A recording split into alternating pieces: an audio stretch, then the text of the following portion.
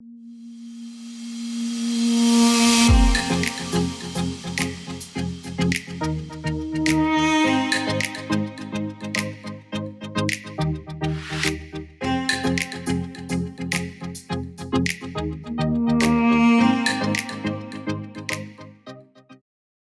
같이 기도하시겠습니다. 거룩하신 하나님 아버지 감사합니다. 주님, 복된 주일 이렇게 영상으로 또 예배를 드립니다. 하나님, 영상으로 예배 드리는 것이 집중이 되지 않고 주님 어려운 것을 알고 있습니다. 그렇지만 불가능한 것을 가능케 하신 그 하나님의 능력을 믿고 주님 앞에 나왔습니다. 예배 드릴 때 방해가 없도록 도와주시고 우리가 더욱더 집중해서 하나님께 영광의 예배를 드릴 수 있도록 주님 도와주시옵소서. 오늘은 기도에 대해서 하나님과 대화하는 기쁨에 대해서 이야기를 나눕니다. 하나님, 언제 어디서나 우리가 기쁠 때나 슬플 때나 하나님과 대화할 수 있도록 도와주시옵소서. 우리와 함께하고 다시 오실 예수님의 이름으로 기도드립니다. 아멘.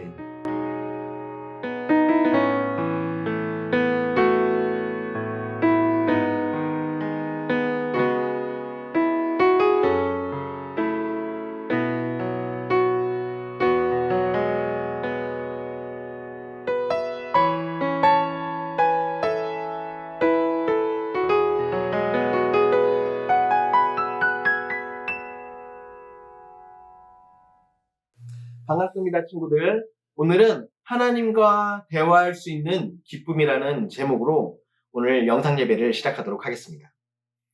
오늘 말씀의 본문은 시편 57편 1절부터 11절까지입니다. 그 중에서 같이 한번 읽어볼 말씀은 시편 57편 1절 말씀입니다. 같이 성경을 펴서 읽어보도록 하겠습니다. 시편 57편 1절. 제가 가지고 있는 성경, 구약성경 841페이지입니다. 되도록이면 친구들이 성경을 펴서 같이 영상 예배를 드렸으면 좋겠습니다. 시편 57편 1절 말씀 읽어보도록 하겠습니다. 준비 시작. 하나님이여 내게 은혜를 베푸소서. 내게 은혜를 베푸소서. 내 영혼이 주께로 피하되 주의 날개 그늘 아래에서 이 재앙들이 지나가기까지 피하리이다. 시편 57편 1절 말씀. 아멘. 반갑습니다, 친구들. 여러분이 살고 있는 이 시대는 다양한 문제들로 가득한 세상입니다. 특히 요즘에는 이혼율이 심각한 문제로 떠오르고 있습니다. OECD 국가 중에 우리나라가 이혼율이 또 최고로 높은 순위로 나왔다고 합니다. 왜 이런 일들이 벌어지는지 많은 학자들과 전문가들이 연구해 본 결과 가족 간의 대화가 없어졌기 때문에 이런 이혼율들이 많이 일어난다고 합니다. 여러분, 이런 대화가 없으면 이런 심각한 문제들이 많이 발생합니다. 여러분은 하나님과 이런 깊은 대화를 자주 갖고 있나요? 오늘 말씀을 통해서 여러분과 하나님과의 대화의 시간을 한번 다시 가져보시기를 바랍니다. 설교에 앞서 한 가지 질문을 드리고 싶습니다. 여러분은 하나님과 대화하는 시간, 즉 기도하는 시간을 얼마나 갖고 있습니까? 일주일에 몇 번, 또는 하루에 몇 번, 또 어떤 사람들은 기도의 시간이 많아져야 한다면서 기도를 몇 시간 하니? 라고 질문하는 사람들도 많이 있을 것입니다. 여러분, 하나님과 대화하는 것, 즉 기도하는 것은 아주 기쁜 일입니다. 오늘 말씀을 통해서 기쁜 그런 대화의 시간을 또 누가 가졌게 되었는지, 그리고 또 여러분들은 어떤 기쁨의 기도를 드릴지 한번 생각해 보는 시간을 갖도록 하겠습니다. 오늘 시편 57편 1절부터 11절까지의 말씀에 다윗이 나옵니다. 이 시편 57편 1절부터 11절까지에는 다윗이 하나님께 드리는 기도의 본문이 나옵니다. 그런데 기도의 본문이 조금 어두운 그런 분위기로 흘러가고 있습니다. 왜냐하면 이 시편 57편의 배경은 사무엘상 22장 1절부터 2절까지 말씀을 통해서 조금 유추해 볼 수 있습니다. 사무엘상 22장 1절부터 2절에는 이런 말씀이 적혀 있습니다. 그러므로 다윗이 그곳을 떠나 압둘람 굴을 도망하매 그의 형제와 아버지의 온 집이 듣고 그리로 내려가서 그에게 이르렀고 환난 당한 모든 자와 빚진 모든 자와 마음이 온통한 자가 다 그에게로 모였고 그는 그들의 우두머리가 되었는데 그와 함께한 자가 400명 가량이었더라 라고 말하고 있습니다. 이 시편 57편의 배경은 이렇게 사무엘상의 22장에 나오는 이런 배경 속에서 다윗이 하나님께 기도드린 기도문입니다. 이 기도는 비탄시라고도 합니다. 비탄시는 무엇이냐면 우리가 마음이 힘들고 어려울 때 하나님께 하나님 어떻게 저에게 이런 일이 생겨났습니까? 라고 이렇게 비탄하는 마음을 가졌을 때 드리는 그런 내용의 시를 비탄시라고 합니다. 여러분, 이 시편 57편의 배경은 다윗이 사울 왕을 통해서 도망 다닐 때입니다. 하나님이 사랑하는 다윗이 왕으로부터 도망 다니는 그런 어려운 시기, 과연 마음이 어땠을까요? 너무나 힘들었겠죠. 또 그 상황은 다윗을 추종하는 사람들이 400명가량 되는 그런 상황이었습니다. 이런 상황 속에서 다윗은 1절부터 그리고 6절까지 말씀 보면 더욱더 비참한 상황을 알 수 있습니다. 1절부터 6절까지 상황 속에서 제가 단어들을 몇 개 뽑아보도록 하겠습니다. 보자. 1절에는 주의 날개 그늘 아래에서 이 재앙들이 지나가기까지 피하리이다. 재앙. 그리고 3절에는 비방에서, 그리고 사자들 가운데서, 그리고 불사르는 자들, 창, 화살, 날카로운 칼, 그물, 그리고 웅덩이, 이런 단어들이 나옵니다. 다윗이 이렇게 무서운 단어들을 사용하면서 하나님께 기도드리는 것은 자신의 상황이 이렇게 비참했기 때문입니다. 다윗은 완전히 절망적인 상황 속에서 기도를 드렸던 것을 우리가 유추해 볼 수 있습니다. 그런데 여러분, 7절 말씀에 보면 이런 말이 나옵니다. 여러분도 알고 있는 찬양일 것입니다. 내 영혼이 확정되고 확정되어 싸우니. 여러분 이 찬양 알죠? 바로 그 가사의 내용이 시편 57편 7절에 나오는 내용입니다. 내 마음이 확정되었다는 것은 무슨 뜻일까요? 바로 하나님에 대한 믿음이 굳건해졌다는 뜻입니다. 절대 상황 속에서 흔들리지 않겠다는 뜻입니다. 또는 여러분의 부모님이 천국에 가셨을 때 이 세상에는 여러분이 혼자 남게 될 것입니다. 그런 어려운 상황을 만날 때에도 내가 하나님을 사랑한다, 하나님이 우리의 부모님을 데려가셨다라는 이런 흔들리지 않는 믿음을 갖는 여러분이 되시길 바랍니다.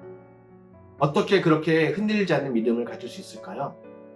그것은 바로 하나님의 말씀에 근거한 믿음을 갖는다면 우리는 흔들리지 않는 믿음을 가질 수 있습니다. 여러분, 흔들리지 않는 믿음, 여러분에게 믿음이 있죠? 하나님을 믿는 믿음, 전능하신 하나님, 사랑이 많으신 하나님을 믿는 그런 믿음. 요한복음 3장 16절, 하나님이 세상을 이처럼 사랑하사, 바로 여러분을 사랑하신다는 뜻입니다. 그런 하나님이 우리가 죄를 짓는, 지옥으로 갈 수밖에 없는 죄인인 것을 알고 계셨습니다. 성경 말씀에 로마서 3장 23절에 모든 사람이 죄를 범하였음에 하나님의 영광에 이르지 못한다. 하나님의 영광에 이르지 못한다는 것은 바로 지옥에 갈 수밖에 없다는 거죠. 그런 비참하고 치욕스러운 그런 곳에 가지 않게 하기 위해서 하나님은 하나밖에 없는 독생자, 하나밖에 없는 아들 예수님을 이 땅에 보내주셨죠. 예수님께서도 죄가 없으시고 완전하신 분이었습니다. 그런데 그런 분이 바로 저와 여러분들을 위해서 그런 죄에 대한 형벌을 대신 받아주셨습니다. 바로 십자가에서 못 박혀 죽으시고 다시 살아나신 놀라운 기적을 베풀어 주신 거죠. 그 예수님께서는 다시 살아나셔서 하늘나라에 올라가셔서 지금은 여러분들을 위해서 천국에서 기도하고 계시겠죠. 그 예수님의 사역을 믿는다면 우리는 하나님의 자녀가 될 수 있습니다. 예수님이 하신 일을 어떻게 알 수 있을까요? 그것도 성경 말씀을 보면 알 수 있습니다. 고린도전서 15장 3절, 4절, 5절 말씀. 여러분 보면 알 수 있죠. 그 말씀을 믿는 믿음을 갖길 바랍니다. 요한복음 1장 12절. 영접하는 자, 곧 그 이름을 믿는 자들에게는 하나님의 자녀가 되는 권세를 주셨다고. 저는 성경 말씀의 근거에서 하나님의 자녀가 되었습니다. 이것이 저의 믿음입니다. 네, 성경 말씀의 근거에서 갖는 믿음을 갖길 바랍니다. 다윗도 마찬가지였습니다. 시편 57편 7절에서 내 마음이 확정되고 내 마음이 확정되었다고 말하는 것은 흔들리지 않는 믿음을 갖고 있었기 때문입니다. 자, 다윗이 처한 사항은 너무나 절망적이었죠. 8절에 보니 내 영광아 깰지어다 라고 말한 것은 내 마음의 속에 있는 심령들이 깨어서 기도할지어다 라는 뜻이기도 합니다. 여러분, 다윗은 어려운 시기에 어려운 상황 속에서 했던 것은 기도하고 찬양했습니다. 여러분들도 어려운 상황을 만날 때마다 하나님의 말씀을 배운 사람이라면 기도하는 학생들이 되시기를 바랍니다.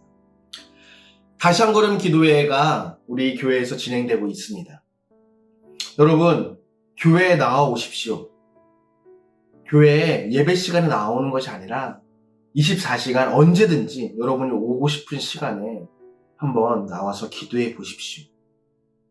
기도할 때 성장하는 성숙된 그리스도인들이 될 것입니다. 교회에서 하는 행사라고 생각하지 말고 여러분들이 정말로 하나님을 믿는 그리스도인들이라면 교회에 나아오십시오. 예배 시간이 아니어도 좋습니다. 적당한 시간에 결단하고 교회에 나와서 짧게 5분이라도 기도하는 그런 귀한 경험을 해보시기를 바랍니다. 다윗은 이제 계속해서 10절과 11절 말씀을 보면 이런 소망을 갖습니다.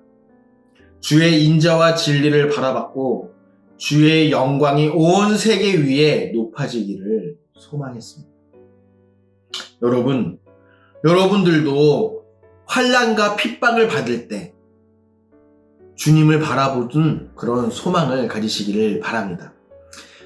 비록 지금이 아니더라도 여러분들이 결혼하고 또는 대학에 가고 또는 결혼을 했을 때 어떤 어려운 상황이 만났을 때 그때 기도하고 찬양하길 바랍니다.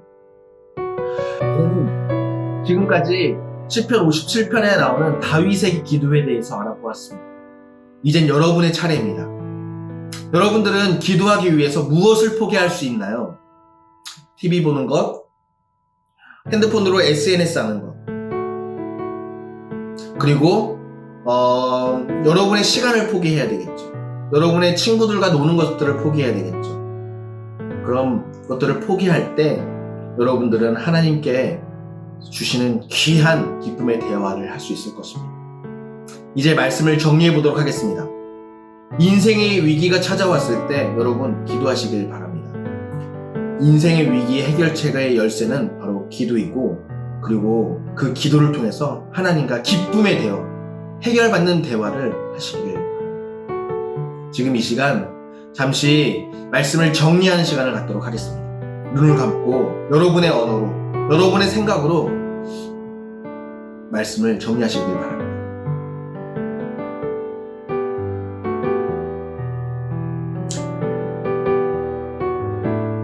거룩하신 하나님 아버지 감사합니다. 오늘 영상을 통해서 또 하나님의 말씀에 대해서 배웠습니다. 이 말씀이 땅에 떨어지지 않고 우리 광교 총선 친구들 마음판에 새겨져서 일주일 동안 기도하는 것이 하나님과 기쁨의 대화를 하는 것을 깨닫고 즐겁게 하나님과 대화할 수 있도록 도와주시옵소서. 예수님의 이름으로 기도드립니다. 아멘. 다 같이 주기도문 하심으로 광교 총선 예배를 마치도록 하겠습니다. 하늘에 계신 우리 아버지여, 이름이 거룩히 여김을 받으시오며 나라가 임하옵시며 뜻이 하늘에서 이루어진 것 같이 땅에서도 이루어지이다. 오늘 우리에게 일용할 양식을 주시옵고 우리가 우리에게 죄 지은 자를 사하여 준 것 같이 우리 죄를 사하여 주시옵고 우리를 시험에 들게 하지 마시옵고 다만 악에서 구하시옵소서. 나라와 권세와 영광이 아버지께 영원히 있사옵나이다. 아멘.